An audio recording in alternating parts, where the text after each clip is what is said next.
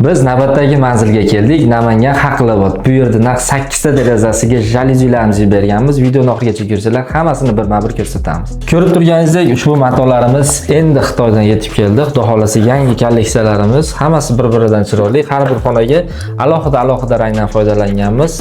Materiallar qalin, quyoshdan bemalol himoya qiladi. Ishlashlari ham zo'r, yengil. Bu matoyimizni e'tibor bersanglar, zarlari to'kilmaydi, juda ham ajoyib va mana shu setkach qismi ham baquvvat, yirtilib ketmaydi. Tortib ishlatib ko'rsatib beramiz. Ushbu zaliga 3 ta derazasiga qo'yib bergan jaluzilarimizni ko'rsanglar, mana mexanizmlari yengil ishlaydi. Sifatlisini qo'yib berganmiz.